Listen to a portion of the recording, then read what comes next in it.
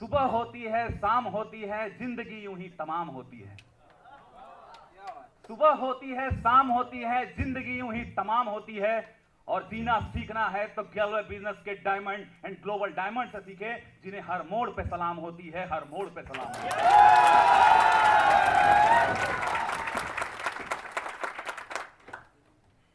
Are you excited? Are you energetic? क्या आप energy में हैं? दोस्तों, आज आप सब बहुत ही जोश में और बहुत ही खुश दिख रहे हैं, क्योंकि आज आप स्टेज पर रोहित शर्मा को नहीं बल्कि आप अपने आप को देख रहे हैं।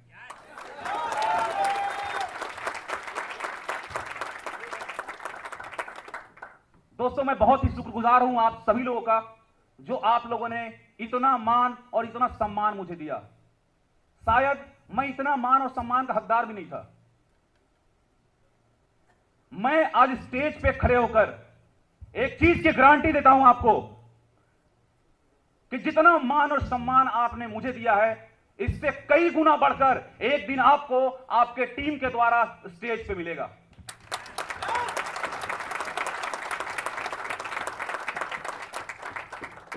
क्योंकि अगर रोहित शर्मा स्टेज पे आ सकता है, रोहित शर्मा ग्लोबल डायमंड जा सकता है, तो यकीनन यहां पे बैठा हुआ एक एक बंदा ग्लोबल डायमंड जा सकता है।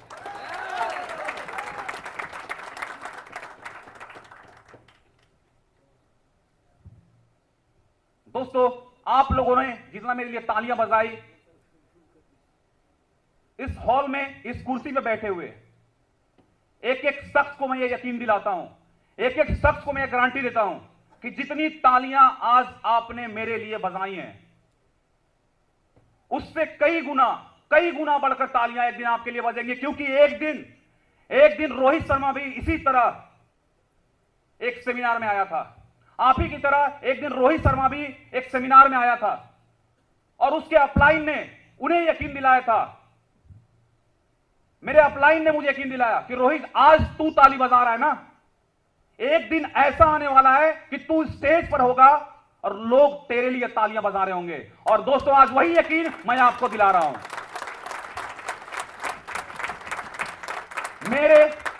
मेरे और आपके बीच में दोस्तों अगर फर्क है तो सिर्फ एक समय का, एक टाइम का।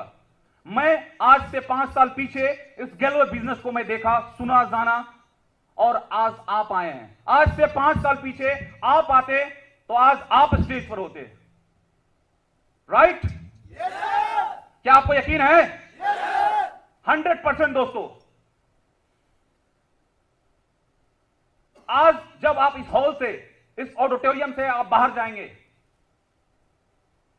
तो बहुत कुछ सीख कर जाएंगे। 100% बहुत कुछ सीख कर जाएंगे। लेकिन एक नुकसान आज आपको यहां आने के बाद होगा, एक नुकसान आज आपको यहां आने के बाद होगा। नुकसान यह होगा कि इस हॉल से निकलने के बाद जिस किसी शक्ति को आप मानते होंगे, परमात्मा, ईश्वर, अल्लाह, वाहिगुरु, आप जिस किसी भी शक्ति को मानते होंगे, आज के बाद आप उनको यह बोलना बंद कर दोगे। आप उनको यह नहीं कह सकते कि हे ईश्वर, तूने मुझे कोई प्लेटफॉर्म नहीं दिया, हे ईश्वर, तूने मुझे ऐसा कोई भी जगह नहीं दिया जिससे कि मैं लाइफ में कुछ कर पाऊं, हे ईश्वर, तूने मुझे कोई भी ऐसा प्लेटफॉर्म नहीं दिया जिससे कि मैं अपने गरीबी को दूर कर पाऊं, हे ईश्वर, तूने मुझे ऐसा कोई भी रास्ता नहीं बताया जिससे कि मैं अपने परिवार को, अपने बाल बच्चों को, सबको खुशियां दे पाऊं। यह नुकसान आज आपको जरूर होगा, यह शिकायत आज आपकी खत्म होगी। दोस्तों, रोहित शर्मा अगर ग्लोबल डायमंड जा सकता है, यकीनन आप भी जा सकते हैं, क्योंकि रोहित शर्मा को भी ग्लोबल बिजनेस मिला था और आपको भी आज ग्लोबल बिजनेस मिल चुका है। दोस्तों, आज भी लाखों ऐसे लोग हैं जिसे आज तक ग्लोबल बिजनेस को देखने सुनने का मौका ही नहीं मिला। ये आपके अच्छे कर्मों का नतीजा है, ये आपके अच्छे कर्मों का नतीजा है कि आज ऊपर वाले ने आपके झोली में ग्लोबल बिजनेस को डाल दिया है।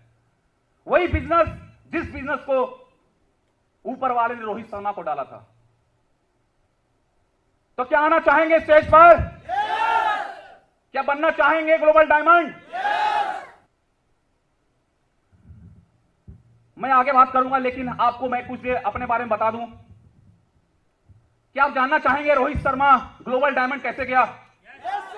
Are you excited? दोस्तों मैं आपको बता दूं, मैं रोहित शर्मा, मैं पटना बिहार का रहने वाला हूं। मेरे घर में मम्मी पापा और मैं घर में इकलौता हूं। इस गैलवे बिजनेस में आने से पहले मैं जॉब किया करता था। मैं एक इंफ्रास्ट्रक्चर कंपनी में रायपुर, छत्तीसगढ़ की राजधानी रायपुर में एक अथर्वा इंफ्रास्ट्रक्चर बोल के कंपनी है, उस कंपनी में दोस्तों मैं जॉब किया करता था। उस कंपनी में बतौर सुपरवाइजर मैं गया। 3500 रुपए तो दोस्तों मुझे महीने के मिलते थे, लेकिन उस कंपनी में बहुत सारे ऐसे लोग थे जो बहुत अच्छा इनकम कर रहे थे। ऐसे ऐसे लोग थे जो महीने के 40,000, 50,000, लाख रुपए भी कमा रहे थे। मैंने उन लोगों से सीख लिया कि वो किस प्रकार मेहनत किए, किस प्रकार काम किए कि आज वो इतनी अच्छी इनकम कर रहे हैं। दोस्तों हर इंसान के अंदर एक जिद होता है, हर इंसान के अंदर, शायद वो उस जिद को पहचान नहीं पाते, लेकिन मैं पहचानता था। मेरे अंदर जिद था, शुरू से जिद था कि मैं लाइफ में कुछ बड़ा करूं, मेहनत करूं। दोस्तों सुपरवाइजर बनकर उस कंपनी में गया, 3500 रुपए महीने के मिलता था, लेकिन उसी कंपनी में लगातार मेहनत किया, दिन रात एफर्ट किया उस कंपनी में। बहुत सारे लोग ऐसे मिले जो कहते थे कि रोहित शर्मा बाबू क्या होगा चाहे इतना मेहनत करके, हम 10 साल से मेहनत कर रहे हैं, आज तक सुपरवाइजर का सुपरवाइजर है, तू क्या कर लोगे? लेकिन दोस्तों मैं मेहनत करता गया, लगातार मेहनत करता गया। देखते देखते उस कंपनी में मेरा प्रमोशन होता चला गया। जिस कंपनी में मैंने 3500 रुपए से काम शुरू किया था, वो एक बिल्कुल छोटी सी इंफ्रास्ट्रक्चर कंपनी थी। उस कंपनी को उठाने के लिए, उस कंपनी को आगे ले जाने के लिए दिन रात मेहनत करना शुरू किया। एक छोटी सी कुआं खोलने वाली कंपनी टेंडर लेना शुरू कर दी, पीएमजीएसवाई, प्रधानमंत्री ग्रामीण सड़क योजना, उसके बाद नेशनल हाईवे का टेंडर भरना शुरू कर दी। उस कंपनी में दोस्तों 3.5 साल लगे मुझे साइड इंचार्ज बनने में। साइड इंचार्ज बनने के बाद 40,000 रुपए मेरी सैलरी थी, और इतना ही नहीं, छोटे छोटे जो कंपनी के काम थे वो मुझे पेटी कॉन्ट्रैक्ट में मिलने शुरू हो गए। इनकम अच्छी खासी आने लगी। टोटल अगर मैं जोड़ूं तो लाखों में इनकम महीने की आने लगी। मैं बड़ा खुश था, उस ईश्वर को धन्यवाद दे रहा था कि मुझे एक ऐसी कंपनी मिली जहां पे मैं लाखों रुपया कमा रहा हूं, एक ऐसी जॉब कर रहा हूं जहां पे मेरी इनकम लाखों रुपए है। यहां पे बैठे हुए बहुत सारे लोग ऐसे होंगे जो जॉब करते होंगे, राइट? बहुत सारे लोग आप में से होंगे जो जॉब करते होंगे, मैं भी करता था। जब इनकम अच्छी आने लगी, कंपनी में अच्छा मान सम्मान मिलने लगा, कंपनी में सब लोग जानते थे कि रोहित शर्मा बोले कोई शख्स है जो कंपनी को आज उठाने के लिए दिन रात मेहनत किया है। आज उसके बदौलत न जाने कितने साइट चल रहे हैं। जो एक रायपुर छत्तीसगढ़ से शुरू हुई कंपनी, छत्तीसगढ़ से महाराष्ट्र चली गई, महाराष्ट्र से एमपी चली गई, आंध्र प्रदेश चली गई, 4-5 स्टेट में कंपनी का रोड बनने लगा। कंपनी बहुत इज्जत था, हमेशा कंपनी के मालिक मुझे कहते थे वाह रोहित, वाह रोहित, वाह रोहित, और मुझे भी अच्छा लगता था। लेकिन उसी कंपनी में दोस्तों काम के टाइम में ही, काम करते हुए ही उसी कंपनी में मेरे साथ एक हादसा हुआ। उस हादसे में मुझे गंभीर चोटें आई। मेरा यह हाथ 7 टुकड़ा यह हाथ हुआ। अगर कैमरा अगर जूम करे तो अभी भी देख सकते हैं, आज भी यह हाथ का सिलाई का निशान गया नहीं है। स्टिचेस जो सिलाई पड़ी थी हाथ में, आज तक हाथ का निशान गया नहीं है। आज तक उंगलियां ठीक से काम नहीं करती है। चोट को मैं भूला नहीं हूं। सर में गंभीर चोटें आई जिसकी वजह से मैं कोमा में चला गया। तकरीबन 6 महीने तक मैं कोमा में पड़ा रहा, अस्पताल में, सरकारी अस्पताल में। और पटना में मेरे मां बाप को पता तक नहीं था कि मेरे बेटे का इतना बड़ा एक्सीडेंट हुआ है। वो कंपनी बस यही चाह रहा था कि अगर इसको मरना है तो ये मरी जाए, क्योंकि वो जान रहे थे कि इसका बात घर तक जाएगा तो बात और इश्यू बढ़ जाएगा। दोस्तों जब मेरे घर में पटना में पता चला कि उसका इतना बड़ा हादसा हुआ है उस कंपनी में, वो भी काम करते वक्त, मेरे मम्मी पापा भागते हुए आए। आने के बाद दोस्तों मैं बता दूं कि फैमिली बैकग्राउंड, मैं एक उस इंफ्रास्ट्रक्चर कंपनी में जाने से पहले मेरी घर की स्थिति ठीक नहीं थी। मेरे पिता एक गरीब परिवार, बहुत सारा बैंक बैलेंस उन्होंने नहीं रखा था, लेकिन जब उनको पता चला इतना बड़ा एक्सीडेंट हुआ है, इतना बड़ा हादसा हुआ है, तो वो दोस्तों सबसे पहले उस कंपनी के मालिक अभिजीत साहब, महाराष्ट्र के रहने वाले थे, उनके पास गए और मेरे पिता रो पड़े कि मेरा इकलौता एक ही बेटा है। और वो लगातार बिना घर गए हुए 4 साल आपके पास रहा है, 4 साल बिना घर गए हुए। आप उसको ऐसे क्यों छोड़ सकते हैं? कैसे छोड़ सकते हैं? आपको मदद करनी चाहिए उससे जान बचाने के लिए। लेकिन दोस्तों, मेरे कंपनी के मालिक ने हाथ खड़ा कर दिया। वो बोले मैं नहीं जानता, आपका बच्चा है, आप लेकर जाओ, मैं कुछ नहीं कर सकता। मेरे माता पिता दोस्तों वहां से चले गए। मेरे माता पिता वहां से मुझे लेकर चले गए। जाने के बाद दोस्तों पटना में मेरा इलाज शुरू हुआ। मैं कब गया, कब पटना पहुंचा, मुझे कुछ भी पता नहीं, कुछ भी पता नहीं। मैं कोमा में था। जब मैं होश आया, जब मेरे माता पिता मुझे बहुत बोलते थे कि रोहित पहचान, मैं मां हूं, मैं पापा, मैं किसी को पहचान नहीं पाता था, ये कौन है, क्या हुआ था मेरे साथ, कैसे ये सब हुआ, मुझे कुछ भी याद नहीं था। दोस्तों, मेरे पिता मेरे इलाज के लिए हर वो जगह, हर वो दरवाजा खटखटाए जहां से उनको कर्ज मिल सकता था। न जाने कितने दरवाजा खटखटाए कि मेरा बेटा मर जाएगा, मुझे कुछ पैसे मदद कर दीजिए। बहुत सारे लोगों ने कर्ज दिया, बहुत सारे लोगों ने कर्ज नहीं दिया। मेरे खुद के चचा, मेरे खुद के बड़े पापा ने कहा कि नहीं, हम नहीं दे पाएंगे अभी। मेरा बेटा, मैं आपको बता दूं जानकारी के लिए, मेरे जो बड़े पापा का लड़का, वो भी इंजीनियर है, उस वक्त तो पढ़ाई कर रहा था बैंगलोर में, बीटेक की। मेरे पिता को उन्होंने बताया कि मैं अभी नहीं दे पाऊंगा, मेरा तो खुद का 30,000 40,000 वहां देना पड़ता है। यानी कि वहां पे रोहित शर्मा की जान से ज्यादा बढ़कर उनके लिए था उनके बेटे का इंजीनियर बनना। मेरे पिता को जब कहीं कुछ नहीं दिखा तो वो, दोस्तों पटना की मैं बात करूं, पटना आप में से बहुत सारे लोग जानते होंगे, बिहार की राजधानी है। वहां पे दोस्तों मेरा मिट्टी का घर था, लेकिन जमीन की वैल्यू होती है। मेरे पिता ने जमीन को गिरवी रख दिया मेरे जान बचाने के लिए। 6 लाख रुपए कर्ज लिए मेरा जान बचाने के लिए। सर से लेकर दोस्तों पांव तक वो कर्ज में डूब गए, सिर्फ मेरा जान बचाने के लिए। और जब 2 साल लगे मुझे ठीक होने में, पैरों पे चलने में, 2 साल लगे पहचानने में कि ये मेरे मां है, ये पिताजी हैं। और जब याद पड़ा उस दिन क्या हुआ था, तो मेरे पांव जमीन से खिसक गए कि वो कंपनी मेरे साथ ऐसे कर सकता है। वो कंपनी जिसके लिए मैंने दिन रात मेहनत किया था। आप में से बहुत सारे लोग प्लीज जॉब करने वाले होंगे, बुरा ना माने, मैं जॉब की बुराई नहीं कर रहा। जॉब करना अच्छी बात है। अगर किसी के पास खुद का मकान नहीं है तो किराए के मकान में रहना बुरी बात नहीं होती दोस्तों। लेकिन कब तक? जब तक खुद का मकान ना हो।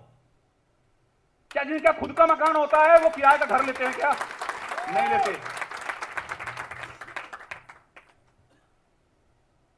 मैं ठान चुका था, मैं ठान चुका था, बहुत हो गया, hello boss, hi boss, hi boss, hi boss. अब अगर मुझे कुछ करना है तो जीवन में ही I am the boss, I am the boss, I am the boss. बहुत हो गई थी नौकरी, बहुत हो गई नौकरी। ये नौकरी, जो नौकरी करने के बाद जिस कंपनी को उठाने के लिए, जिस कंपनी में दिन रात एफर्ट डाला, वो कंपनी आज मरने के लिए छोड़ दिया। कल क्या होगा ये कोई नहीं जानता, यहां बैठा हुआ कोई शख्स नहीं जानता। मैं भी नहीं जानता था कि मेरे साथ इतना बड़ा एक्सीडेंट होने वाला है, मेरे साथ इतना बड़ा हादसा होने वाला है। मैं नहीं जानता था कि मेरी कंपनी साथ छोड़ देगा। मैं नहीं जानता था कि नौकरी, जहां मैं नौकरी कर रहा हूं, उसके मालिक के अंदर अपने इंप्लॉय के लिए अपने दिल में यह भावना है। मैं नहीं जानता था, और ना आप जानते हैं, यहां पे बैठा हुआ कोई शख्स नहीं जानता, और आप में से कोई नहीं जानता कि कल आपके साथ क्या होने वाला है। मैं आपको डरा नहीं रहा, प्लीज आप डरे नहीं। हेलो, मैं आपको डराना नहीं चाहता, मेरा मकसद आपको डराना बिल्कुल नहीं है, कतई नहीं है। लेकिन यह भी हकीकत है कि कल क्या होगा यह आप नहीं जानते।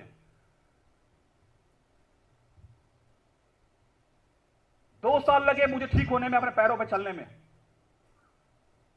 मेरे पिता ने मुझसे छिपा कर रखा था कि इतना कर्ज लिया गया है। मैं जब पूछता था तो कहते थे नहीं नहीं सब ठीक है, सब ठीक है। लेकिन जब मैं ठीक हुआ, जब मैं अपने पैरों पर खड़ा हुआ, धीरे धीरे पता चला कि उनके पास 1 लाख, उनके पास 1.5 लाख, उनके पास इतना, यहां तक कि जिस घर में रह रहा हूं यह घर भी गिरवी हो चुका है।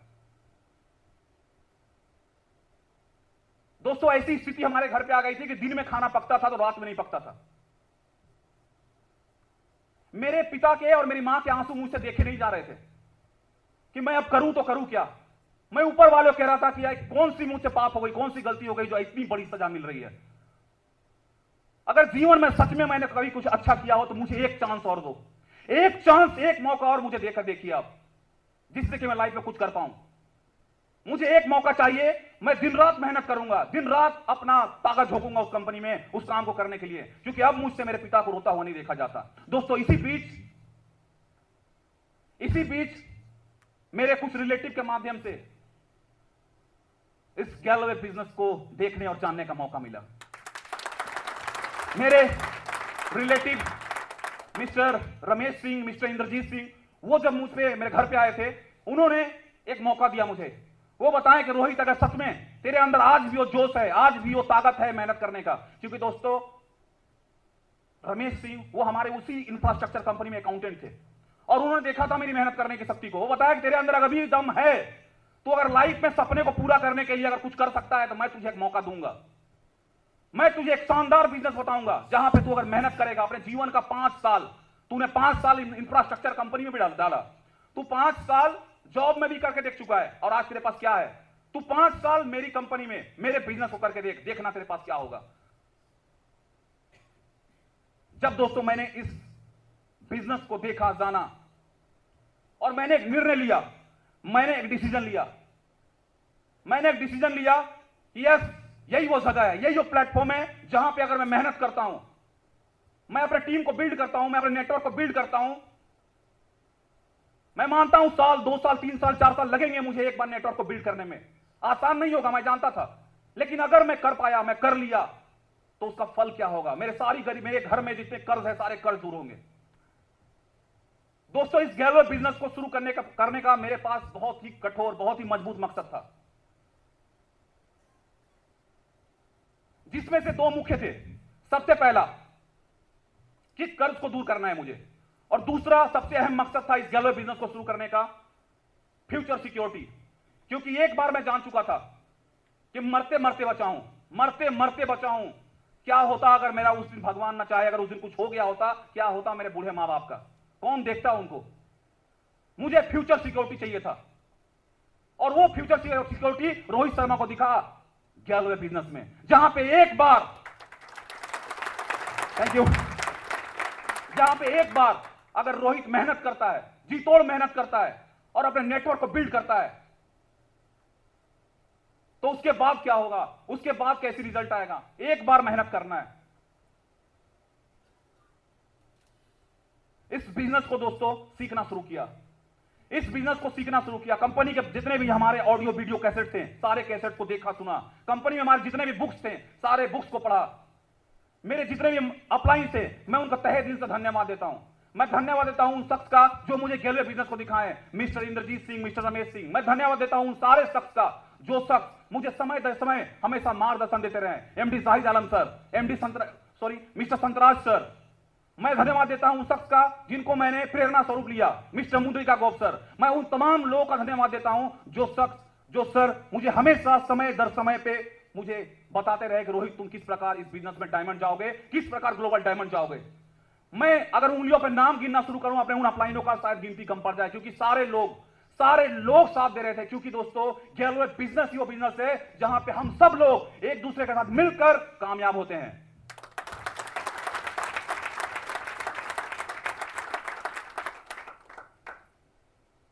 सिस्टम को फॉलो करता गया, अपलाइन की एक एक बातों को ब्लाइंडली मानता गया। आज गर्व होता है कि रोहित शर्मा बहुत कम वक्त में आज इस स्टेज तक आया है। इस बिजनेस को शुरू करने के बाद दोस्तों मुझे मात्र 4 महीने लगे थे स्टार रूबी को जाने में।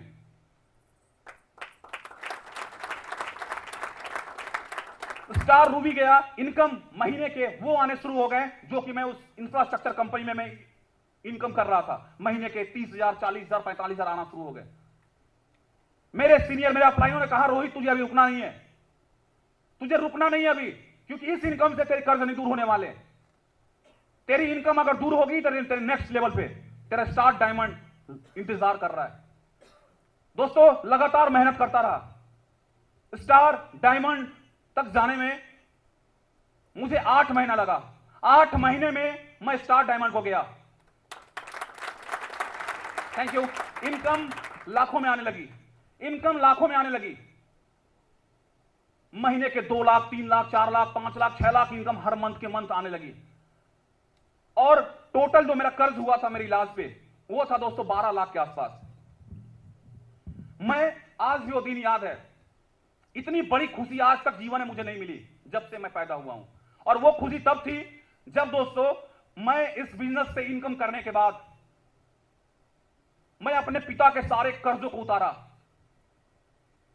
जिनके पास जितने पैसे थे जिन्होंने कहा मुझे इंटरेस्ट चाहिए, इंटरेस्ट दिया। जिन्होंने कहा मुझे कैश चाहिए, मैंने कैश दिया। जिन्होंने कहा मुझे चेक अकाउंट में पैसे चाहिए, अकाउंट में दिया।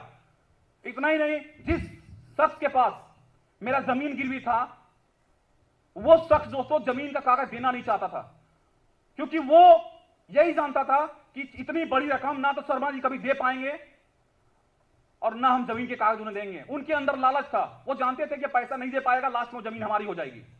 लेकिन दोस्तों जब मैं उनको जमीन पैसा देने गया, उनके अंदर लालच था, वो कागज देना नहीं चाहते थे। लेकिन हमने उन्हें मौका ही नहीं दिया। हमने कहा या तो आप कागज दो और नहीं तो पुलिस स्टेशन चलो, क्योंकि लिखित पेपर है जहां पे आपने लिखा था कि हम इनका कागज तो ले रहे हैं और पैसा देने के बाद वापस कर देंगे। दोस्तों वो दे दिया पेपर, और पेपर लेके आज भी वो दिन, वो खुशी मैं भूल नहीं पा रहा, जीवन में भूल नहीं पाता। वो पेपर, वो जमीन का कागज लेकर जब मैं घर पे गया था, घर पे जाने के बाद अपने पिता के हाथों में मैंने जमीन कागज दिया और मैंने कहा पापा, मैंने उस जमीन वाले को 6 लाख रुपए दे दिया है, आज के बाद ये जमीन हमारा है, ये घर हमारा है, हमें यहां से कोई नहीं निकालेगा। दोस्तों उनके आंखों से आंसू आ गए, थैंक यू, उनके आंखों से आंसू आ गए, उनके आंखों से आंसू आ गए। उन्हें विश्वास नहीं हो रहा था कि रोहित इतना बड़ा इनकम, इतना पैसा दे पाया है।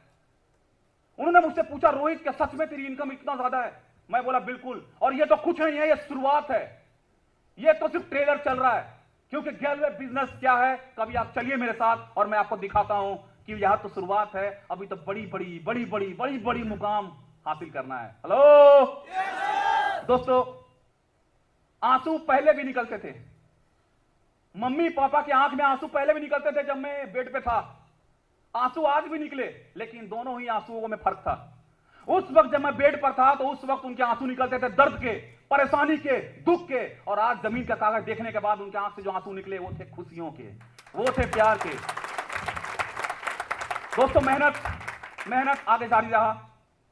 नेक्स्ट मेरा लेवल था global diamond, star global diamond. दोस्तों स्टार ग्लोबल डायमंड जाने में रोहित शर्मा को मात्र 27 मंथ मुझे लगे। 27 मंथ में मैं कंपनी के 8वें लेवल तक पहुंचा।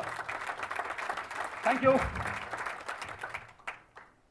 आज दोस्तों इस कंपनी में ग्लोबल डायमंड को गया, आज इनकम लाखों नहीं, हेलो, आज इनकम की दोस्तों बात करें तो आप सब यहां समझदार बैठे हैं। आप जानते हैं डायमंड अगर महीने का 3 लाख, 4 लाख, 5 लाख कमा रहा है तो ग्लोबल डायमंड की इनकम क्या होगा मुझे शायद आपको बताने की जरूरत नहीं है। दोस्तों आज वही बिजनेस है जिस बिजनेस की वजह से मेरे सारे सपने पूरे हुए, मेरे ही नहीं, मेरे पिता, मेरे मां, सबके सपने पूरे हुए। आज सपने वो देखते हैं, पूरा रोहित शर्मा करता है। आज दोस्तों हर वो चीज हासिल हुआ तो सिर्फ और सिर्फ गैलवे बिजनेस से। तो क्या आप आने को तैयार हैं? क्या स्टेज पे आना चाहते हैं? बिल्कुल दोस्तों, आपके और मेरे में कुछ अंतर नहीं है। आपको भी वही प्लेटफॉर्म मिला है जो रोहित को मिला था, जो आज आपको मिला है वही दोस्तों 5 साल पीछे मुझे मिला था। लेकिन आपको एक बात बता दूं कि यहां तक आना, आपको लगता होगा यार रोहित सर गए 4 महीना में स्टार रूबी, 8 महीने में स्टार डायमंड, 27 महीने में ग्लोबल डायमंड। लेकिन मैं आपको बता दूं, परेशानियां आई हैं, चमत्कार नहीं हुआ मेरे साथ। हर रफ्तार तेज थी लेकिन परेशानियां बहुत आई, और शायद आज आप बिजनेस को शुरू कर रहे हैं, परेशानियां आपको भी मिलेंगी। मैं जब इस बिजनेस को बिल्ड कर रहा था, जब मैं ठान चुका था कि मुझे इस कंपनी में, इस गैलवे बिजनेस में डायमंड को जाना है, ग्लोबल डायमंड को जाना है, जब मैं ठान चुका था और इस बिजनेस को कर रहा था, करना शुरू कर दिया था, मुझे ऐसा लग रहा था भला इतने अच्छे बिजनेस को कौन मना कर सकता है? इतने अच्छे बिजनेस को भला कौन दुनिया में मना करेगा? क्योंकि यहां पे इतने सारे उदाहरण हैं जो लोग लाखों रुपए कमा रहे हैं और अच्छी लाइफ स्टाइल जी रहे हैं। बहुत सारे लोग। मुझे ऐसा लगता था, हेलो, मुझे ऐसा लगता था कि भला कौन मना कर देगा। मैं जिस दोस्त को कहूंगा, जिसे रिलेशन वाले को कहूंगा, वो तुरंत हंसते हंसते कहेगा कि यस मुझे इस गैलवे बिजनेस को ज्वाइन करना है, गैलवे बिजनेस में काम करना है। लेकिन जब मैंने इस बिजनेस को शेयर करना शुरू किया, मैंने सबसे पहले अपने कुछ दोस्तों को इस बिजनेस को दिखाया, इस बिजनेस प्लान को दिखाया। दोस्तों जब मैंने उस बिजनेस प्लान को दिखाया, मेरे 3 दोस्त थे, जब वो तीनों दोस्तों ने बिजनेस प्लान देखा और देखने के बाद, जो कि मेरे सबसे परम मित्र, सबसे क्लोज फ्रेंड, जो कि हमेशा हम बात करते थे कि लाइफ में कुछ बड़ा करना है, बड़ा करना है, बड़ा करना है, बड़ा करना है। जब मैंने उसे बिजनेस प्लान दिखाया तो उसने ऐसे ऐसे सवाल मुझसे किए कि जिस सवाल का जवाब इंसान के पास तो क्या, भगवान के पास भी नहीं है। हेलो, अब आप सोच रहे होंगे ऐसा कौन सा सवाल है जिसका जवाब इंसान के पास क्या, भगवान के पास भी नहीं है दोस्तों।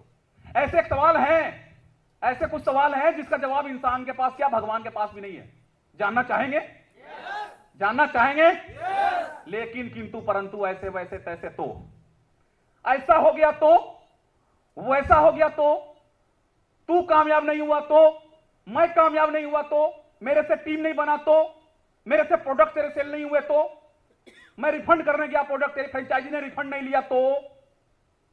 हेलो, इसका जवाब इंसान के पास क्या, भगवान के पास भी नहीं है। आपके पास अगर भगवान साक्षात, आपके पास भगवान साक्षात आ जाए, साक्षात दर्शन दे दे और आप उन्हें बोलो हे प्रभु, हे ईश्वर, आपने बहुत अच्छी दुनिया बनाई, लेकिन दुनिया अगर तबाह हो गई तो जवाब भगवान के पास भी नहीं है।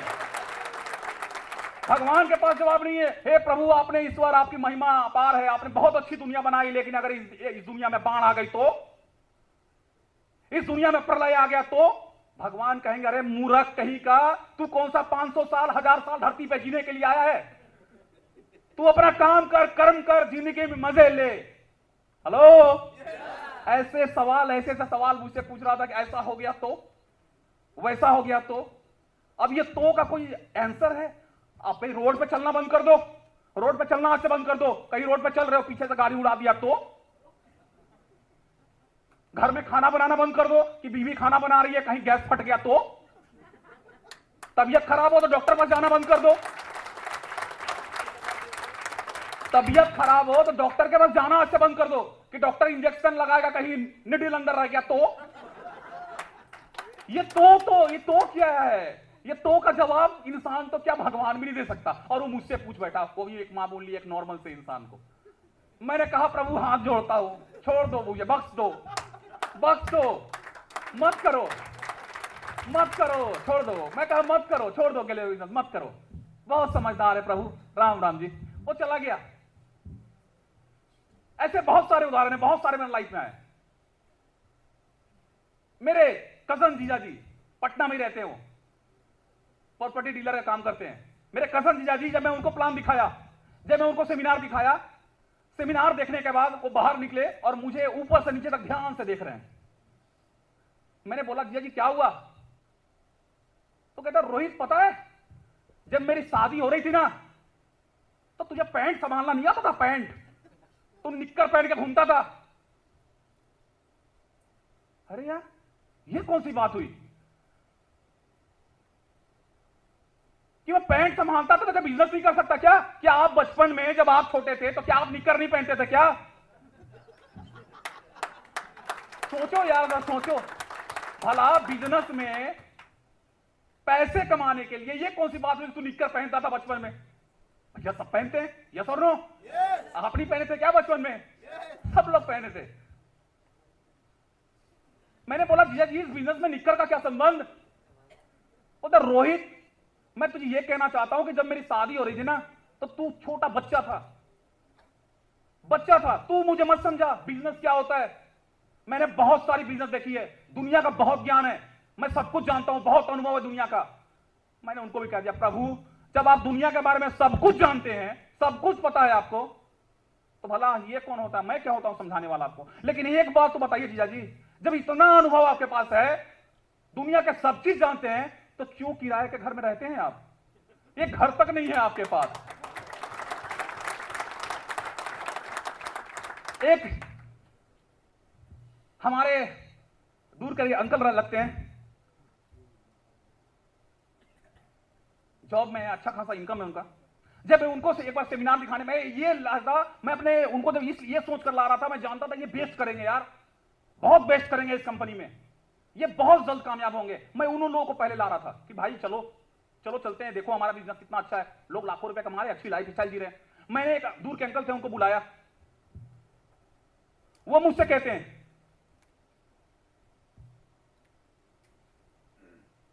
रोहित बेटा तेरी उम्र क्या हो रही है? मैं बोला अंकल जी 22 साल। अभी का मत देखना, अभी 5 साल बीत चुका है। बोला 22 साल तेरी उम्र हो रही है, तेरे चेहरे पे ना अभी दाढ़ी भी ठीक से नहीं आई है,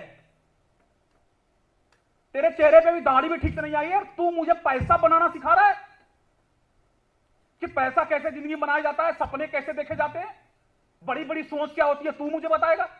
तेरे तो चेहरे पे भी दाढ़ी भी नहीं आई है। अब बताओ यार, भला पैसों का दाढ़ी से क्या संबंध? पैसों का दाढ़ी से क्या संबंध?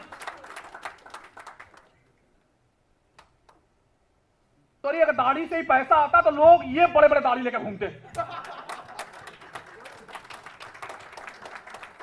राइट? अगर दाढ़ी से ही पैसा आना रहता जिंदगी में तो लोग बड़े बड़े लेके घूमते कि भाई मेरे पास इतना बड़ा है। लोग दाढ़ी कोई कटवा कर बैंक में अकाउंट में जमा कर देते कि भाई मैंने एफडी कर दिया है। भला भला दाढ़ी का पैसों से क्या संबंध? अब ऐसे लोग मिले, आपको भी मिलते होंगे, राइट? आपको भी मिलते होंगे। एक व्यक्ति था, मैं उन लोगों को सिर्फ नाम ले रहा हूं क्योंकि कुछ जब मैं स्ट्रगल कर रहा था, जब मैं नेटवर्क बिल्ड कर रहा था, तो ऐसे ऐसे कुछ खास बंदे होते हैं ना, कुछ खास लोग ऐसे ऐसे मिले थे जो कि अपनी याद को छोड़ कर गए हैं। एक था बुजुर्ग, किसी को नहीं छोड़ रहा था, जितने लोग मेरे दिमाग में आ रहे थे सबको एक ही चीज, 100 सेमिनार मैं दिखाऊंगा, प्लान दिखाऊंगा, करना करो। बहुत सारे आए, बहुत सारे गए, तुझे भी करना है तो कर, नहीं करना जा। मैंने बहुत सारे लोगों को, मैं एक व्यक्ति को प्लान दिखाने के लिए, सेमिनार दिखाने के लिए इनवाइट किया था। अब वो क्या कहते हैं, वो कहते हैं बाबू तेरी जितनी उम्र हो रही है मैं तेरे को ठीक से जानता नहीं हूं, तेरे पापा से बात हुई थी, मैं तुझे ठीक से जानता भी नहीं, लेकिन रोहित तू एक बार जान ले, जितना तेरी उम्र हो रही है ना उससे डबल मैं नौकरी करके गुजार दिया हूं बाहर में। अरे अब तुम मुझसे डबल उम्र तक आप गड्ढे खोदने में जिंदगी गुजार दो, रोहित शर्मा की गलती है क्या? आप मेरे उम्र से डबल उम्र तक गड्ढे खोदने में जिंदगी गुजार दो, वहां मेरी गलती है क्या? या मुझसे पूछकर नौकरी करने गए थे? हेलो, ऐसे ऐसे लोग मिले। जब घर पे जाता था ना, जितने फ्रेंड थे सारे फ्रेंड हंसते थे, सारे फ्रेंड्स मेरे पे हंसते थे और मैं उन पे हंसता था। तीसरा बड़ा कंफ्यूज होता था कि यहां हंस कौन किस पे रहा है।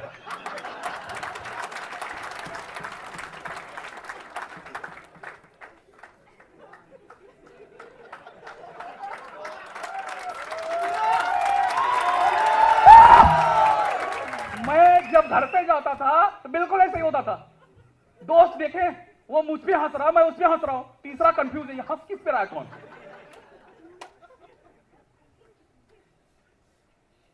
आज उनकी हंसने की पोजीशन नहीं है और रोहित शर्मा का उन बच्चों पे हंसने का टाइम नहीं है।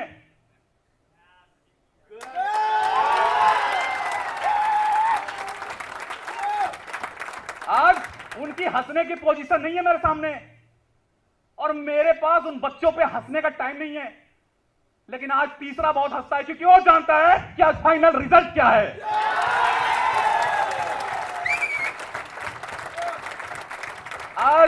आज आपको भी मिलते होंगे, लोग हंसते होंगे आप पे। दिस इज माई प्रॉमिस, आखिरी हंसी आपकी होगी, आपकी होगी, आखिरी हंसी आपकी होगी।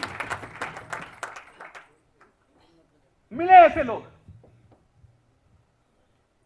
आपको लगता होगा यार ये तुरंत बन गए, इनके साथ बहुत अच्छा हुआ होगा, बहुत अच्छा होगा, पर कुछ भी अच्छा नहीं हुआ। रिलेशन वालों की बात करो, आंखें गड़ाए बैठे हुए थे, घर का छोटा गरीब आदमी बिजनेस करने चला है, लाखों रुपया कमाएगा, देखेंगे क्या कर लेगा। अब बताओ आंखें गड़ाए बैठे हैं कि देखेंगे क्या कर लेगा। आपको लगता है सब कुछ अच्छा हो गया मेरे साथ? अच्छा नहीं हुआ। लोग मिले, लोग बोले। उस वक्त मेरे अपलाइन मुझे बोलते थे कि रोहित बाबू घबरा रहे हो क्या? मैं बोला नहीं सर। एक बात याद रखना रोहित, जब हाथी चलता है ना तो कुत्ते बहुत भौंकते हैं, कभी हाथी नहीं पलट के भौंकता। बोलने दे उनको, बोलने दे उनको, हाथी की तरह बेजार चलता रहे। लोग मिलेंगे ही ऐसे तेरे को, लोग मिले, बहुत सारे लोग मिले, बहुत सारे लोग मिले।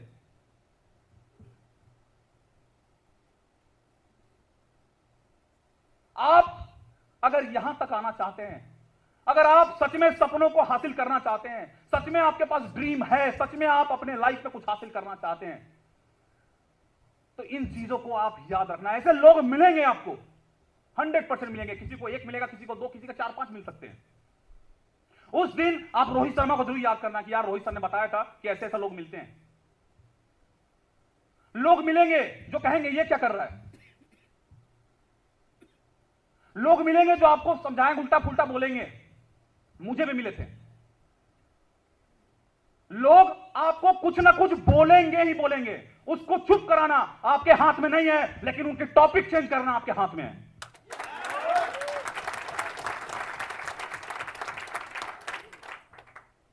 पहले मुझे बोलते थे फंस गया है, तेरे से टीम नहीं बननी, तू कभी कामयाब नहीं होगा। टॉपिक चेंज हो गया। आज कहता है मैं जानता था यार तू कुछ करेगा, मैं जानता हूं यार तू कुछ करेगा। टॉपिक चेंज करना आपके हाथ में है। बोलने दो उनको, बोलने दो।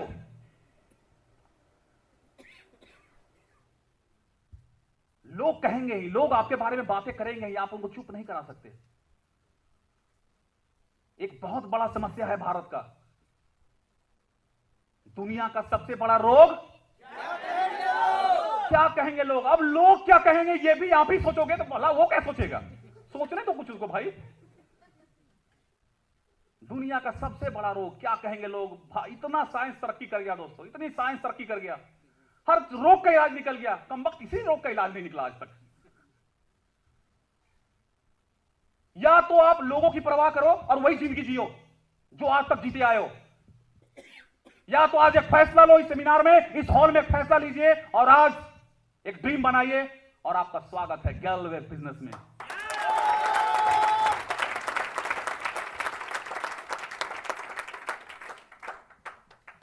तो आना चाहते हैं, ग्लोबल डायमंड तक आना चाहते हैं। तो दोस्तों आपको एक और चीज बता दूं मैं, शर्म लगता है आपको? शर्म आता है जी? सबको आता है ना? लेकिन एक बात बड़ी कड़वी है कि बेशरम लोग ही ग्लोबल डायमंड तक जाते हैं।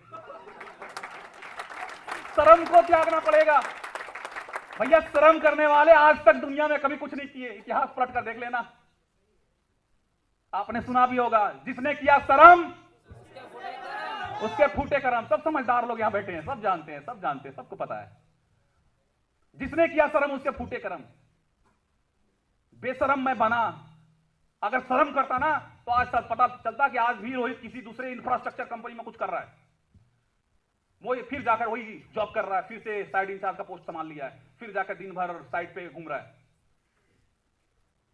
शर्म त्याग दिया, बेशरम बन गया कि चल ठीक है भाई तुझे जो बोलना है ना बोल ले। बेशरम बनना पड़ता है। आपने एक सदी के महानायक किसे कहते हैं? अमिताभ बच्चन। सब समझदार है, सब जानते हैं, सब फिल्में देखते हैं। अमिताभ बच्चन, राइट? अमिताभ बच्चन की एक पिक्चर आई थी, बहुत पुरानी पिक्चर, लावारिस। कितने लोगों ने देखी है? बहुत सारे लोगों ने देखी है लावारिस। लावारिस पिक्चर जब अमिताभ बच्चन की आ रही थी तो उस फिल्म के प्रोड्यूसर ने कहा कि अमित जी इस फिल्म में आपको साड़ी पहन के नाचना पड़ेगा। क्या पहनकर? साड़ी पहन के नाचना पड़ेगा। लेकिन वो बंदा जानता था कि शर्म निकालना पड़ेगा, सदी का महानायक बनना है। तो अगर बिग बी ऐसे नहीं कहते, अगर सदी का महानायक बनना है तो शर्म को निकालना पड़ेगा। बेशरम बन गया और नाच दिया। आपने गाना सुना होगा लावारिस पिक्चर का कि मेरे अंगने में तुम्हारा क्या काम है, जो है नाम वाला वही तो बदनाम है। हेलो, बेशरम बनना पड़ता है, बेशरम बनना पड़ता है दोस्तों। कामयाबी हासिल करने के लिए, सपनों को पूरा करने के लिए बेशरम बनना पड़ता है। लोग कहेंगे ही, लोग बोलेंगे ही, लोग बोलेंगे आपको यार तेरी कंपनी अच्छी है, अगर तेरी कंपनी में ये प्रोडक्ट अगर रहता ना तो मैं पक्का ज्वाइन कर जाता, लेकिन इस चीज की कमी है। तेरी कंपनी में सब चीज बढ़िया है, सब चीज बढ़िया है, लेकिन तेरी कंपनी में ना जींस नहीं है, तेरे कंपनी में बर्तन नहीं है, तेरे कंपनी में ना कुकिंग का सामान नहीं है, मसाला रहता, बिस्कुट को चनाचूर रहता, मैं ज्वाइन कर लेता। हर तरह के लोग आपको मिलेंगे ही, हर तरह के लोग। लेकिन वो लोग भी मिलेंगे, वो लोग भी मिलेंगे जो आपके तरह, जो मेरे तरह निर्णय लेंगे। वो लोग भी मिलेंगे। एक इकलौता रोहित शर्मा पागल नहीं है। मैं जानता था कि मैं इकलौता पागल नहीं घूम रहा हूं कि आ जाओ गेलवे बिजनेस करते हैं, डायमंड बनते हैं, ग्लोबल डायमंड बनते हैं, लाखों रुपए कमाते हैं। मैं जानता था एक अकेला पागल नहीं घूम रहा हूं मैं। मेरे जैसे और पागल जरूर होंगे, मुझे ढूंढना पड़ेगा उनको। और यह चीज समझ में आ गई थी, यह चीज समझ में आ गई थी कि समझदार लोग तो कतई ये बिजनेस नहीं करते, पागल लोग ही करते हैं। समझदार लोग ये बिजनेस नहीं करते, पागल लोग ही करते हैं, और पागल लोग ही डायमंड एंड ग्लोबल डायमंड को जाते हैं, समझदार लोग नहीं जाते। मुझे ढूंढना पड़ेगा, मुझे ढूंढना पड़ेगा उन पागलों को, और मुझे मिले ऐसे पागल। ढूंढने से तो माशाल्लाह खुदा मिलता है। भला वो बंदा, वो पागल जो मेरे साथ इस बिजनेस को कहेगा यस, यही वो काम है, यही वो काम है। ऐसी अपॉर्चुनिटी को मैं तलाश रहा था यार, चल मिलकर बिजनेस करते हैं और कुछ धमाल मचाते हैं। मुझे ढूंढना पड़ेगा, और ढूंढा, मिला। ऐसे लोग मिले जो मुझ पर फैथ किए, मुझ पर विश्वास किए, जिन्होंने गैलवे सिस्टम को समझा, जिन्होंने देखा सच में इस गैलवे में काम करने वाले लोग, डायमंड ग्लोबल डायमंड की जिंदगी क्या होती है, और उसने बिजनेस शुरू किया। आज की डेट की बात करूं, जो लोग जिन्होंने विश्वास किया, जो आज बिजनेस मेरे साथ शुरू किए थे, आज क्या रिजल्ट है मुझे आज भी याद है। बहुत सारे लोग, जैसे मैं सामने महाराष्ट्र के रहने वाले संतोष किशन धोत्रे, स्टार डायमंड को गए, आज उनके पास लाखों की इनकम है, खुद की अपनी गाड़ी है, खुद का अपना शानदार घर है। शिवाजी रमेश थोराट डायमंड को गए, अपनी खुद की गाड़ी, खुद का बढ़िया घर। नितिन प्रकाश कांबले, खुद की अपनी गाड़ी, बढ़िया घर, अच्छी लाइफ स्टाइल। प्रदीप जोनले, अपना खुद का अच्छा गाड़ी, अच्छी गाड़ी, अपना अच्छा घर बनाए। दो सगे भाई जो मेरे साथ उसी इंफ्रास्ट्रक्चर कंपनी में काम करते थे, दो सगे भाई, छंदा चरण पंडा एंड मोतीलाल पंडा, दोनों सगे भाई विश्वास किए, गैलवे बिजनेस को मेरे साथ शुरू किए। आज दोनों के दोनों स्टार डायमंड गए हैं, और दोनों के पास, अभी मैं बताऊं आपको, मैं उनके घर गया हुआ था, और घर पे जाने के बाद देखता हूं कि सब कुछ एक रईसी, एक रिच व्यक्ति का जो घर होता है, सपने होते हैं, ड्रीम हाउस होता है, बिल्कुल वैसा ही। दोनों के पास खुद की अपनी अपनी गाड़ी है, अपनी अपनी, दोनों भाई ने अलग अलग लिया है। एक के पास महिंद्रा साइलो है, एक के पास रेनॉल्ट डस्टर, और दोनों भाइयों ने दो घर बनाया है, और शानदार घर बनाया है बिल्कुल। मैं उनसे पूछ बैठा, मैं बोला भाई तेरी इतनी छोटी सी परिवार है, तूने दो घर क्यों बनाया? वो इतनी खूबसूरत घर, इतना महंगा घर, दो घर क्यों बनाया? तो बंदा कहता है सर परिवार तो छोटी है, लेकिन गैलवे बिजनेस में इनकम बड़ा है। आज ऐसे बहुत सारे नाम है, बहुत सारे नाम। विनय विश्वकर्मा स्टार डायमंड हो गए, अपनी गाड़ी, अच्छा घर। अभिषेक कुमार, अच्छी गाड़ी, अच्छा घर, सब कुछ। आज वो लोग इतनी अच्छी लाइफ स्टाइल जी रहे हैं, लाखों रुपए इनकम कर रहे थे। ये वो पागल लोग हैं जो कभी विश्वास किए थे। और मैं जानता हूं इस हॉल में बैठे हुए बहुत सारे लोग पागल हैं, पागल हैं, जो कि आप उठेंगे, और आज उठेंगे और एक फैसला करेंगे कि यस, अगर मुझे कुछ करना है जीवन में तो बस गैलवे बिजनेस करना है। दोस्तों आज इस बिजनेस का देने हर कुछ मिला, हर कुछ मिला इस बिजनेस का देने, आज हर कुछ मिला।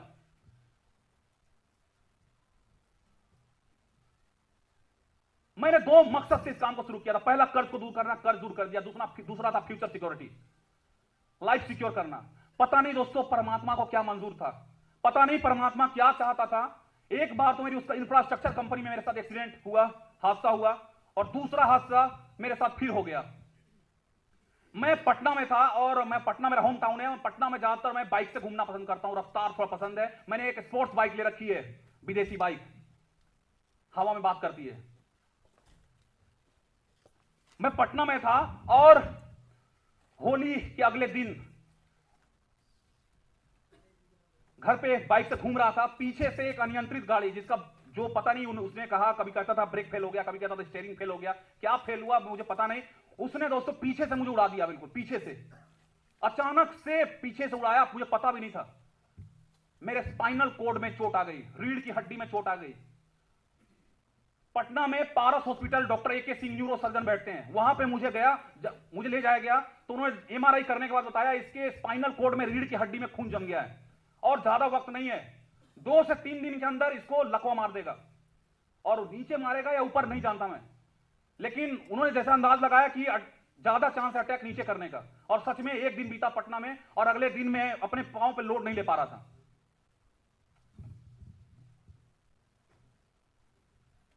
अगले दिन मैं पांव पे लोड नहीं ले पा रहा था। डॉक्टर, मेरे माता पिता बहुत कोशिश की, रोहित थोड़ा खड़ा हो जा, खड़ा, लेकिन मैं चाह कर भी पता नहीं इतनी हिम्मत लगा रहा था, लेकिन खड़ा हो ही नहीं पा रहा था। डॉक्टर ने बताया आप समय बर्बाद मत करो, क्या आपके पास पर्याप्त पैसे हैं, हाँ या ना, बस एक चीज। तूने बताया हाँ, तो बताया यहां तुरंत चेन्नई लेकर जाइए, तुरंत अपोलो हॉस्पिटल। आपके पास दो तरीके होंगे, दो रास्ते आपको वहां बताया जाएगा, लेकिन आपको एक ही करना है जो मैं बता रहा हूं। उन्होंने बताया कि स्पाइनल कोड, इसके एक रास्ता है कि ऑपरेशन करके ब्लड को बाहर निकाल देना जहां जम गया है, और दूसरा है फिजियोथेरेपिस्ट के माध्यम से कोई चीड़फाड़ नहीं, एक्सरसाइज करके वो ब्लड का जो जमा हुआ है उसको बाहर निकाला जाएगा, बाहर फ्लो कर दिया जाएगा। लेकिन दोनों ही चीज उन्होंने बताया कि अगर ऑपरेशन कर दिया गया तो जीवन भर इसके कमर में तकलीफ रहेगा, कुछ ना कुछ होता ही रहेगा, क्योंकि स्पाइनल कोड का ऑपरेशन भारत में, इंडिया में संभव नहीं है। रीढ़ की हड्डी में शरीर की तमाम नसें रीढ़ की हड्डी से गुजरी है, और किस नस में चोट लगा है ये मैं भी नहीं जानता। बाय एयर पटना से मुझे ले जाया गया, बाय एयर पटना से मुझे ले जाया गया चेन्नई। चेन्नई ले जाने के बाद दोस्तों तकरीबन मैं 6 महीने तक बेड पे ही वहां फिर रहा, पता नहीं ईश्वर को क्या मंजूर था। 6 महीने तक फिर बेड पे पड़ा रहा। वहां से 6 महीने के बाद फिर पटना आया। पटना में वहां फिजियोथेरेपी से फिर इलाज होने लगा। मेरे घर के बाजू में एक अस्पताल है, केशव हॉस्पिटल बोलते हैं, सगुना मोड़ पे, वहां पे फिजियोथेरेपी से फिर वहां इलाज होने लगा। तकरीबन दोस्तों 10 महीने मैं बेड पे रहा, लगभग 10 महीने। बहुत कठिनाई वाली दिन बीती। ये 10 महीना में बेड पे रहा। तकरीबन पूरा कैलकुलेट नहीं किया, लेकिन तकरीबन मुझे लगता है 20 लाख से प्लस पैसे खर्च हुए मेरे इलाज में। लेकिन अभी मैं कोई किसी इंफ्रास्ट्रक्चर कंपनी में जॉब थोड़ी कर रहा हूं। क्या आपको लगता है मेरे पिता को मेरे इलाज के लिए जो 20 लाख खर्च हुए, मेरे पिता को कर्ज लेने पड़े होंगे?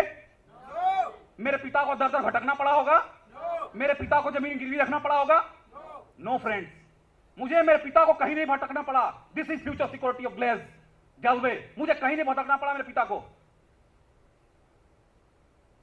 20 लाख खर्च तो हुए, लेकिन इस 10 महीना में मैं बेड पर था, मैं सोया हुआ था, मैं बेड पे था, बीमार था, लेकिन मेरी नेटवर्क, मेरी टीम बेड पे थी क्या?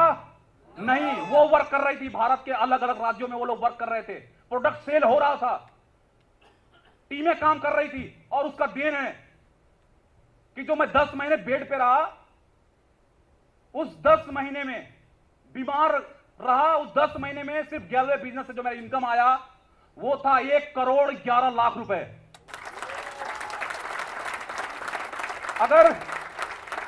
अगर 1 करोड़ 11 लाख में से 20 लाख बात कर देते हैं, बात करते हैं 20 लाख, कितना हो गया?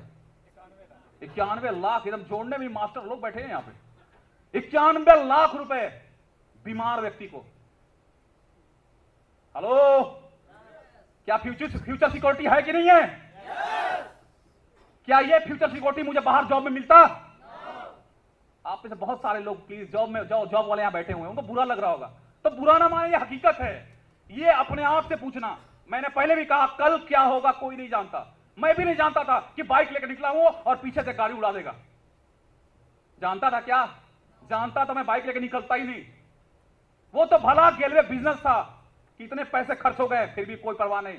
आप जरा सोच जरूर लेना कि अगर भगवान न करे ऐसा हो गया तो इतने पैसे आएंगे कहां से? हेलो, मेरा मकसद आपको डराना बिल्कुल नहीं है। हेलो, तो दोस्तों ये मेरा मकसद था। मैंने गैलवे बिजनेस शुरू किया, हर वो चीज जो मैंने देखा था, कर्ज दूर करना, कर्ज दूर हुआ, फ्यूचर सिक्योरिटी, तो आज मैंने देख लिया सच में फ्यूचर सिक्योर है गैलवे में मेरा, और यहां बैठा हुआ हर शख्स का। ऐसे तो कई सारे मकसद थे मेरे पास बिजनेस शुरू करने के। मैं एक छोटा सा मकसद और बता दूं। मैं दोस्तों इस गैलवे बिजनेस में आने से पहले से ही मैं एक लड़की को पसंद करता था। चेहरे पे स्माइल आ गई बहुत सारे लोगों की। मैं एक लड़की को पसंद करता था, लेकिन शादी नहीं हो पा रही थी। रिश्ते तक भेजा मैंने, भाई मेरे कास्ट की है, मेरे माता पिता रिश्ते लेकर भी गए थे, लेकिन उन्होंने कहा लड़का करता क्या है? अभी तो पैर हाथ तोड़वा के आया है इंफ्रास्ट्रक्चर कंपनी से। अभी तो पैर हाथ तुरंत तोड़वा के आया, अब लाइफ में वो क्या करेगा कौन जानता है, कुछ करेगा कि नहीं करेगा। उन्होंने मना कर दिया। वो बोले कि ठीक है लड़का बुरा नहीं है, सोचेंगे, अगर लाइफ में कुछ कर लेगा तो सोचेंगे। एक बार की बात है, हम दोनों शायद बाइक पे घूमने के लिए गए हुए थे। पटना में चिड़िया खाना है, बेली रोड में चिड़िया खाना गए हुए थे और आपस में बात कर रहे थे। और बात में पता नहीं मेरे कैसा मन रोमांटिक हो गया, मेरे मुंह से गाना निकल गया। मैं बोल पड़ा, पता नहीं गाना कैसे निकल गया, मेरे मुंह से गाना आ गया। क्या खूब लगती हो, बड़ी सुंदर दिखती हो। तो वो मेरे को ध्यान से देख रही है और गुस्से से बोल रही है, पहले कुछ काम कर, कोई धंधा कुछ काम तो कर, पैसा कमा, गाना गाने से कुछ नहीं होने वाला।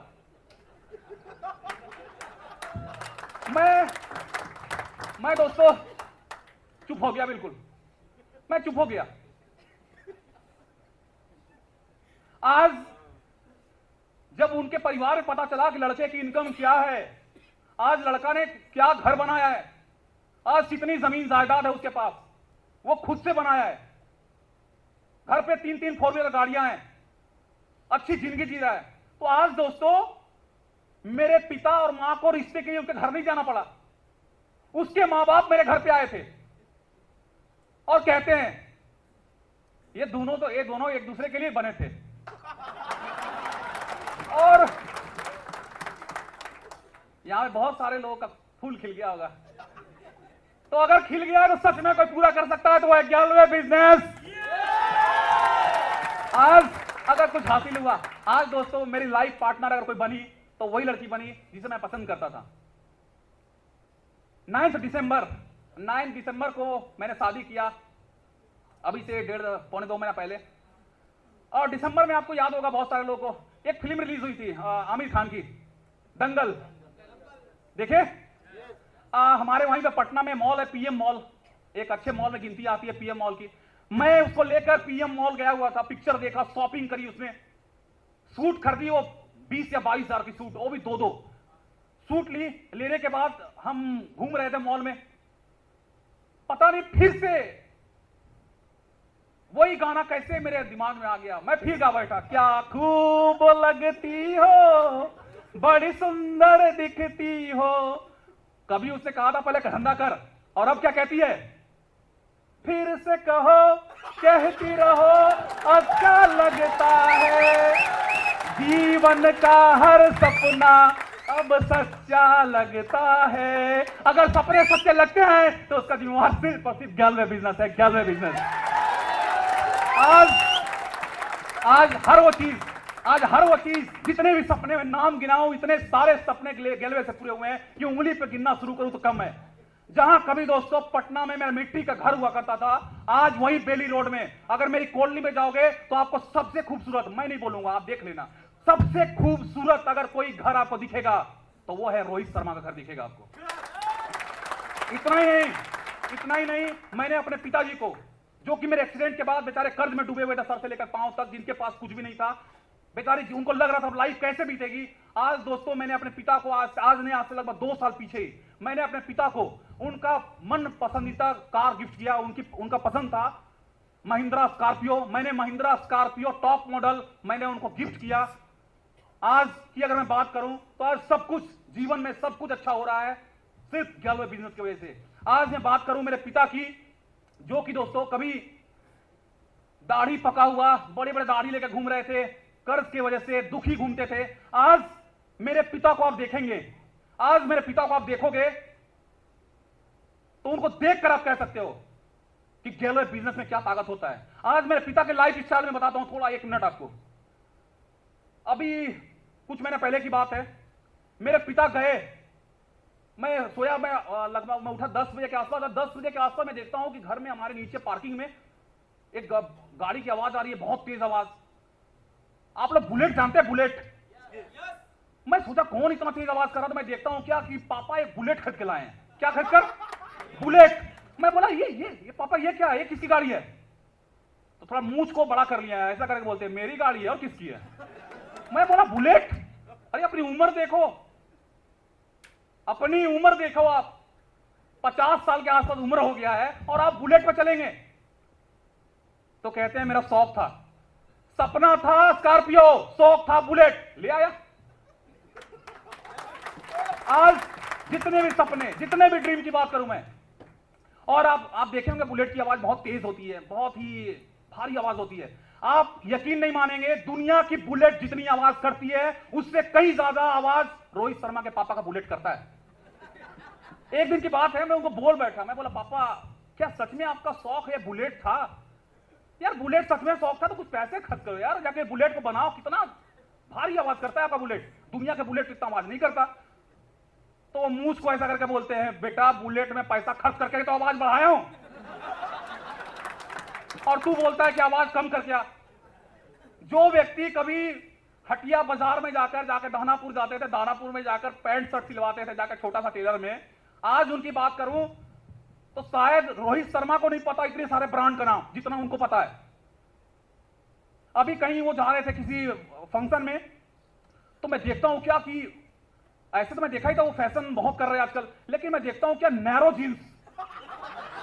जीन्स और ये लंबा जूता, बिल्कुल ये लंबा आधा पांव तक जूता।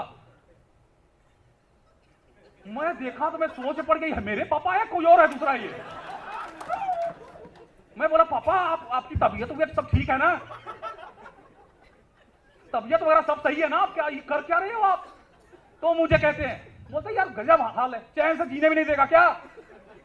अब जाकर ऊपर वाले ने एक मौका दिया है खुलकर जीने का, और उसमें भी तो रोज बोलता है कि ये क्या कर रहे हो, वो क्या कर रहे हो। आज सच में लोग कहते हैं, मैंने सुना था कि जब पैसे आते हैं ना तो जवानी लौट आती है। साक्षात उदाहरण मेरे घर पे मेरे पापा है, साक्षात उदाहरण है, मैंने देख लिया। मैंने सुना था अभी तक कि सलमान खान बुढ़ा नहीं हुआ क्योंकि पैसे हैं, आमिर खान बुढ़ा नहीं हुआ क्योंकि पैसे हैं, मैंने सुना था, मैंने आज देख लिया। ये रेबन की चश्मा लगाकर घूमना, हर वो चीजें, लाइफ स्टाइल। इतना ही नहीं, अगर मैं अपनी मम्मी की बात करूं, छोटा सा अंगूठा छापे हो, कुछ पढ़ी लिखी नहीं है, लेकिन आप विश्वास नहीं करोगे, उसका सेलफोन, आपको लगता होगा अंगूठा छापा है तो सेलफोन कम से कम सैमसंग का यूज करती होगी, वो कीपैड वाला नहीं, नोकिया 6 अपना आईफोन 6s लेकर आई हो, आईफोन 6s 72,000 का मोबाइल। मैं बोला ये कहां से लाई हो तुम? ये बहुत फंक्शन हार्ड है, ये तुमसे नहीं चलने वाला, जाओ घुमा देना। तो मेरी मां कहती है चुप रह। मैं पूछ ली थी उससे कि फोन लगता किससे है कटता किससे, बता दिया मेरे को। आज हर वो खुशियां आज मुमकिन हुई सिर्फ और सिर्फ ग्यालवा बिजनेस की वजह से, सिर्फ ग्यालवा बिजनेस की वजह से। आज दोस्तों, आज आपको भी वही प्लेटफॉर्म, वही जगह मिला है, बस जरूरत है आपको वहां से उठने का, बस जरूरत है आपको यहां से उठकर एक कसम खाने का, एक प्रण लेने का कि यस अगर लाइफ में कुछ करना है तो ग्यालवा बिजनेस करना है। दोस्तों बस मैं आपको ज्यादा नहीं 10 मिनट और कर लूंगा। मैं आपको बता दूं, सिर्फ ऐसा नहीं, अगर मेरे साथ परेशानियां आई, कामयाबी आने से पहले परेशानियां आई, मुझे जरा यह बताओ दुनिया की किस काम में परेशानी नहीं होती? दुनिया की किस काम में भला परेशानी नहीं होती? मुझे एक नाम बता दो उस काम का। एक बार की बात है, एक शिष्य अपने गुरु के पास जाता है, एक शिष्य अपने गुरु के पास जाता है और कहता है गुरुजी मैं बहुत परेशान हूं, मुझे कोई ऐसा जगह बताओ आप जहां पे कोई परेशानी ना हो। उसके गुरु कहते हैं कि तू एक ऐसी बात कर रहा है मूर्ख की तरह, दुनिया में भला कोई ऐसी जगह है जहां कोई परेशानी ना हो? दुनिया के हर जगह में, हर काम में किसी न किसी परेशानी तो मिलती है, छोटी मिले या बड़ी मिले। तो उसका शिष्य कहता है गुरुजी कोई तो ऐसा जगह होगा, आप मेरे गुरु हैं, बताइए मुझे, कोई तो ऐसा जगह होगा जहां पे परेशानी नहीं हो। उसके गुरु काफी सोचते हैं, फिर वो बताते हैं हाँ एक जगह है जहां पे कोई परेशानी नहीं होती। शिष्य खुश हो गया। उसके गुरु ने कहा कि चल मैं तुझे छोड़ देता हूं वहां पे, चल मैं तुझे वहीं छोड़ दूंगा। उस शिष्य को गुरु अपने गाड़ी में बैठाते हैं और लेकर जाते हैं दूर। ले जाने के बाद एक ऐसी जगह आती है जहां पे वो रोकते हैं गाड़ी को और कहते हैं शिष्य उतर जाओ, वो जगह आ गया जहां पे कोई परेशानी दुनिया की नहीं है। वो शिष्य बहुत खुश होकर नीचे निकला, गाड़ी से निकला तो देखता है क्या कि वो एक कब्रिस्तान है। क्या है? कब्रिस्तान है। तो डर जाता है, बोलता गुरुजी ये क्या, ये तो कब्रिस्तान है। तो उसके गुरु कहता है हाँ यही वो जगह है जहां पे कोई परेशानी किसी को नहीं है, सालों से सोए हैं सब, सालों से सोए हैं, आज तक किसी मुर्दे ने किसी पुलिस स्टेशन में कंप्लेन नहीं किया कि मैं सोया हुआ था और बगल वाले मुर्दे ने मुझे उंगली किया। कोई मुर्दा पुलिस स्टेशन में कंप्लेन लिखाता है क्या? लेकिन अगर जीवन में कहीं बनना है, लाइफ में कुछ हासिल करना है, तो छोटी मोटी परेशानियां मिलती रहेंगी। परेशानी से घबरा मत। आज आप भी इस बिजनेस को शुरू करेंगे, परेशानियां मिलेंगी, घबराना नहीं है। आपको कामयाबी तक पहुंचना है तो एक बच्चे से आप सीख ले सकते हैं, छोटे बच्चे से। हर लोग के घर में बच्चे होते हैं। हेलो, हर लोग के घर में बच्चे होते हैं ना। आपके घर में एक छोटा सा बच्चे को देख लेना, वो छोटा सा बच्चा सिखा देगा जिंदगी में कामयाबी कैसे मिलती है। लेकिन आज तक शायद आपने गौर नहीं किया होगा। उस छोटे से बच्चे को देखना, छोटे से बच्चा आपको 3 चीजें जीवन की इतनी बड़ी सिखा जाएगा जो आज तक आपने नहीं सीखा होगा। आप किसी बच्चे को ध्यान से देखना, वो बच्चा सबसे पहला आपको जीवन का सीख देगा, तो वो ये कि खुश रहो। अब बच्चे को देखना, हमेशा खुश रहता है वो, हमेशा खुश, हमेशा हंसता रहेगा, हमेशा हंसता रहेगा। उसे कुछ भी परेशानी हो, बुखार लगा है, कुछ भी हुआ है, कुछ भी परेशानी हो रहा है, आप उसे एक बार प्यार से गोद में ले लेते हो, घुमाने लगते हो, फिर से हंसने लगता है। राइट? तो आपको सबसे पहला जीवन का पाठ सिखाता है, खुश रहो। जीवन का हर परिस्थिति में खुश रहो। जैसी परिस्थिति आपके साथ आ रही है, सब परिस्थिति में खुश रहो आप। दूसरा, एक बच्चा आपको सिखा सकता है, व्यस्त रहो, बिजी रहो। देखना बच्चों को, आप घर में हमेशा बिजी है, वो टाइम नहीं है उसके पास, वो कुछ ना कुछ करता ही रहता है। यहां का बर्तन उठाएगा, वहां फेंकेगा, वहां का वहां फेंकेगा। आप नहा के उसे 2 मिनट के लिए बाहर निकाल दो, पूरा मिट्टी से मुंह काला कर लेगा। व्यस्त है वो, टाइम नहीं है उसके पास। होता है? जीवन का दूसरा सबसे बड़ी सीख कि अपने काम में व्यस्त रहो, अपने आप को डुबो लो अपने काम में, अपने धंधे में, अपने बिजनेस में। अपने आप को इतना बिजी कर लो कि दूसरे किसी चीज के लिए मौका ना मिले। और तीसरा सबसे अहम चीज, अगर उस बच्चे से आप सीख ले सकते हैं तो वो है जिद्दी बनना, जिद पकड़ना। आप देख लेना किसी बच्चे को, ठंड का मौसम है, जाड़े का मौसम है, अभी अगर इस मौसम में भी अगर आइसक्रीम वाला गली में आ गया ना बिकने के लिए, और उसने ठान लिया कि पापा मुझे आइसक्रीम खाना है, आप उसे कितना भी समझा लो कि नहीं बेटा आइसक्रीम ना ठंड में नहीं खाते, जुकाम हो जाएगा, सर्दी हो जाएगा, खांसी हो जाएगा। अगर वो जिद पकड़ लिया है कि मुझे आइसक्रीम खाना है तो खाना है, आप कितना भी समझा लो उसे, वो आपकी बात नहीं मानेगा, रोएगा, सर पटक पटक के रोएगा, ऐसा तरीका से रोएगा कि आपको लास्ट में क्या करते हो, ज्यादा गुस्सा होगे, एक थप्पड़ देते हो, चल तुझे खरीद देता हूं, और आप खरीद देते हो उसे। राइट? और वो खरीदता है और वो बच्चा खाता भी नहीं है, थोड़ा सा खाता है, फेंक देता है। उसका मकसद आइसक्रीम खाना नहीं था, उसका मकसद था अपने जिद को पूरा करना, और वो करवा लिया। जिंदगी में 3 चीजें आप सीख लें, ये 3 चीजें सीखकर काम करें दोस्तों, आपका ये स्टेज इंतजार कर रहा है, आपका ये गैलवे बिजनेस में डायमंड, ग्लोबल डायमंड इंतजार कर रहा है। आपको एक बार उठना है, एक बार सपने जगाने हैं, एक बार मेहनत करने हैं। अगर रोहित शर्मा यहां तक आ सकता है, वो अपने सारी सपने पूरा कर सकता है, तो आप भी कर सकते हैं। आज दोस्तों आपको एक फैसला लेकर इस हाउस से बाहर निकलना है, क्योंकि अगर आप ये सोचते हैं कि यार आज गैलवे बिजनेस में काम नहीं करेंगे, कल कर लेंगे, परसों कर लेंगे, तो यकीन मानिए आप जीवन में कभी कुछ नहीं कर पाएंगे। क्योंकि किसी ने बहुत सच कहा है, किसी ने बहुत ही सच एक लाइन कहा है कि जिसने कहा कल उसकी कामयाबी गई टल, जिसने कहा कल उसकी कामयाबी गई टल, जिसने कहा परसों उसे कामयाबी में लगा बरसों, और जिसने कहा है आज उसी ने किया है गैलवे बिजनेस पे राज। तो आज फैसला लीजिए, आज उठिए, आपका स्टेज इंतजार कर रहा है। बस दोस्तों, अपनी बात बेंड अप करने से पहले आपको एक छोटी सी कविता सुनाता हूं। यह कविता मेरे पिता ने मुझे सुनाई थी जब मैं एक्सीडेंट हुआ था, जब मैं कंस्ट्रक्शन लाइन इंफ्रास्ट्रक्चर से मैं बाहर पटना पहुंचा था, उस वक्त उन्होंने सुनाई थी। और ऐसा नहीं कि वो कविता उन्होंने लिखा है, उन्होंने भी कहीं से प्राप्त किया होगा, लेकिन मैंने फर्स्ट टाइम उनके मुंह से सुना था। यह कविता मुझे बहुत प्रेरणा दी आज तक, और शायद ये आपको भी कामयाब होने में बहुत मदद करे। मेरे हालात पे हंसने वाले, मेरे हालात पे हंसने वाले ये ना सोच ले कि मैं कमजोर हूं। मेरे हालात पे हंसने वाले ये ना सोच ले कि मैं कमजोर हूं। ये तो बस वक्त की बात है, कभी दिन है तो कभी रात है। ये तो बस वक्त की बात है, कभी दिन है तो कभी रात है। अभी तो सूरज का निकलना बाकी है, कि अभी तो सूरज का निकलना बाकी है, अभी तो चिड़ियों का चहकना बाकी है, अभी तो मुर्गे का बांग देना भी बाकी है। इस काली रात के पीछे उजाले की किरण मुझे दिखाई दे रही है। इस काली रात के पीछे उजाले की किरण मुझे नहीं, यहां पे हम सबों को दिखाई दे रही है। यस और नो?